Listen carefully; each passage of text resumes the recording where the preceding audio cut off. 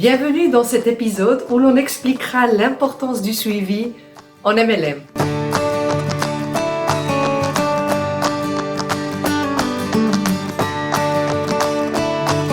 Je suis Iman El Arras et aujourd'hui on va voir comment développer l'une des compétences les plus importantes en MLM, c'est le suivi.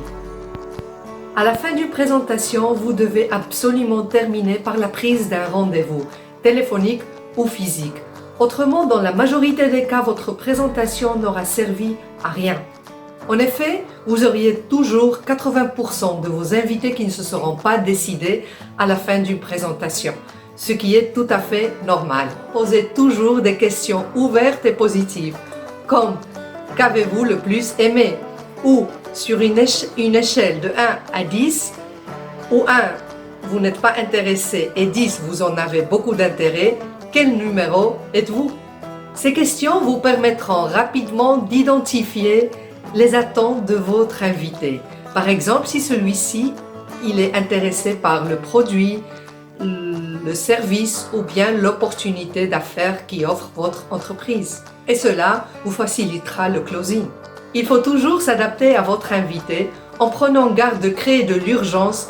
Il faut espacer le minimum les prochains rendez-vous afin de maintenir son intérêt. Lorsque votre prospect pose des questions ou émet des objections, n'essayez pas de le convaincre à tout prix. Vous allez rentrer dans un débat sans fin où vous seriez toujours le perdant. Expliquez plutôt d'une manière simple et pédagogique, avec des outils par exemple.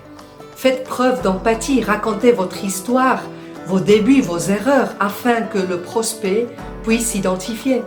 Lorsque votre prospect objecte le manque d'argent, de compétences, de temps, écoutez-le attentivement pour ensuite lui donner un exemple d'organisation, des anecdotes inspirantes. Bref, pour qu'il visualise comment le changement pourrait s'opérer dans sa vie grâce à votre opportunité. En parlant avec votre cœur, avec sincérité, en ayant confiance en vous-même et en ce que vous faites, vous auriez toutes les chances à ce que votre invité, votre prospect, rejoigne votre équipe d'une façon naturelle. À la fin, proposez toujours un complément d'information que vous allez envoyer par mail. Ceci vous donnera un levier efficace pour un rendez-vous téléphonique afin d'avoir un second rendez-vous physique. Ce deuxième rendez-vous vous permettra de rentrer dans les détails du démarrage de votre activité, ainsi que la rémunération et le plan d'action pour atteindre la première position de votre entreprise. Le jour du rendez-vous, écoutez avec attention toutes les craintes et les questions de votre invité. Agissez en tant que consultant et apportez des solutions. Posez les 4 questions suivantes. En démarrant quelques heures par semaine, combien voudriez-vous gagner par mois à moyen terme?